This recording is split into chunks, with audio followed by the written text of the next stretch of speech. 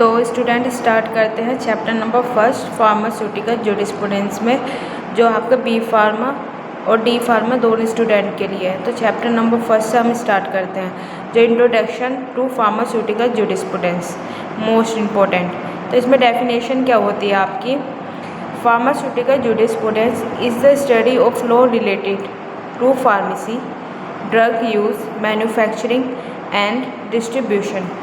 It is ensure the safe and legal use of the medicine in the society।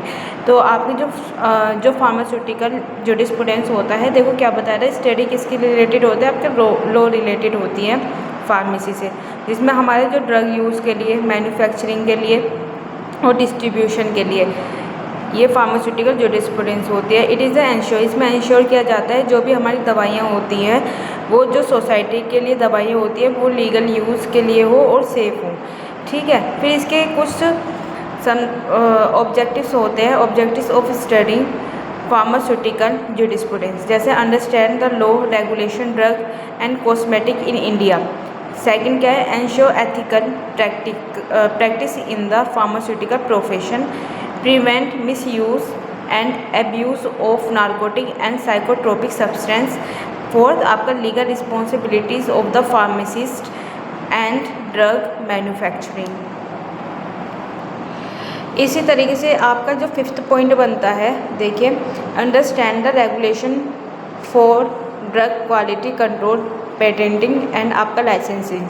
आपका ये आपके अभी जो मैंने 5 पॉइंट बताए हैं, इसमें जो सारे इम्पोर्टेंट पॉइंट ही हैं आपके, इसमें आपका ये सारी चीज़ें जो होती हैं रेगुलेशन से रिलेटेड, आपकी क्वालिटी कंट्रोल और पेटेंटिंग लाइसेंस सभी किस में आते हैं? आपके फार्मास्यूटिकल जूरिस्प्रूडेंस में ही आते हैं।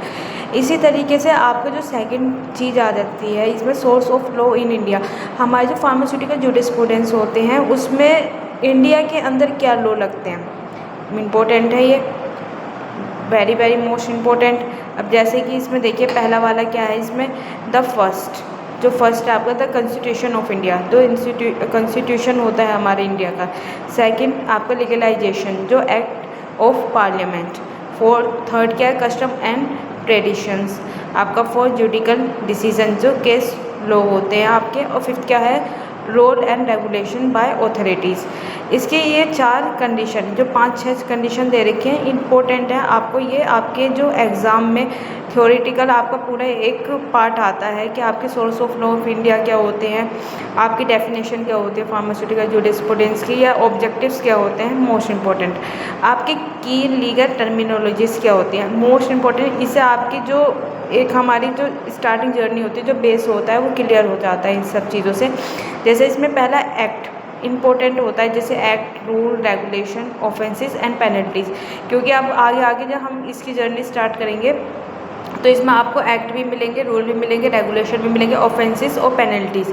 ये वैसे फर्स्ट चैप्टर, ये तो इंट्रोडक्शन चैप्टर है, जिसमें हमारे सारे जो 5-6 चैप्टर होते हैं जूरिस्प्रूडेंस में, वो सारे आ जाते हैं। तो इसमें देखिए पहला क्या है? Law passed by the government, जैसे example drug and cosmetic act 1940 में। इसके रूल कौन का? Guidelines of implement the act, regulation, direction to control specific area under law. Offences क्या होती है? A violation of the law. आपका पेनल्टीज़ क्या होती है? Punishment for breaking the law. तो इसमें पहले एक्ट होता है जो पास होता है, फिर उसे जो हम जैसे जनता होती है उसे रूल करती है, फिर रेगुलेट करती है जनता के, जो हमारे समाज होता है उसी के ऊपर। जैसे दवाइयाँ हैं, तो दवाइयाँ एक जगह पे तो नहीं होगी ना, वो स्पेसिफिक जगह पे होते हैं, लोग यूज़ करते हैं। तो उसी तरीके हमारे लिए सेफ़ होना बहुत ज़्यादा है। अगर इसका कोई मिसयूज़ करता है तो उस पर पेनल्टीज़ लगती हैं। फिर इसी के बाद एक लाइसेंसिंग, जैसे आपके क्या होते हैं? Legal premises to perform certain activities, example sell drug. जैसे प्रीमाइसिस क्या होती है या परमिशन क्या होती है? तो हमारे पास जो अपना लाइसेंस होता है, तो वो पहली बात तो किस होना है? PCI से अप्रूव्ड होना ज़्यादा बहुत इंपॉर्टेंट होता है। तो वो हमारे लीगल रिक्वायरमेंट भी होती है और ज़रूरी भी है, और उससे हमें परमिशन मिल जाती है अगर हम सेल कर रहे हैं ड्रग्स के लिए। तो इम्पोर्टेंट एक्ट क्या है फार्मेसी के? देखो पहले क्या है? एक्ट नेम, ईयर और पर्पस।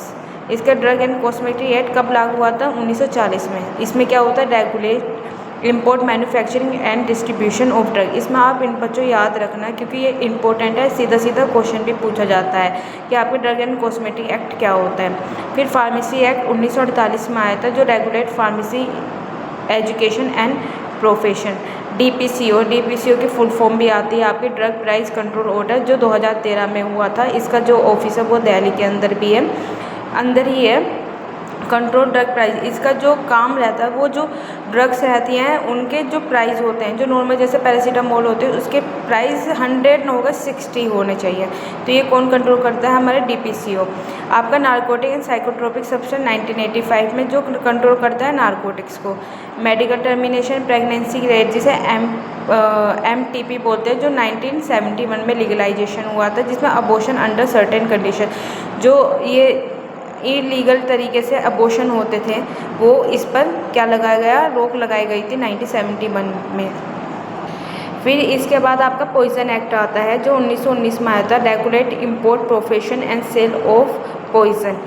ठीक है। फिर आपका role of pharmacist in legal compliance, maintain proper drug record. इसमें क्या करते हैं, हमारे जो ड्रग्स होते हैं उसके हमें पूरा का पूरा प्रॉपर क्या बनाना चाहिए? रिकॉर्ड बनाना चाहिए। तो उसमें क्या होता है? फिर second, follow up ethical conduct and code of pharmacy ethics, ensure valid prescription.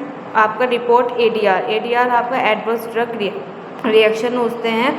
आपका follow storage and liability norm. तो इसी तरीके से हमारे जो ये चैप्टर है ख़त्म हो जाता है। ये आपका इंट्रोडक्शन चैप्टर होता है, ज़्यादा टाइम नहीं लिया है। इसमें आप अच्छे से पढ़ेंगे तो आपके लिए काफ़ी बेनिफिट मिलेगा। Thank you so much.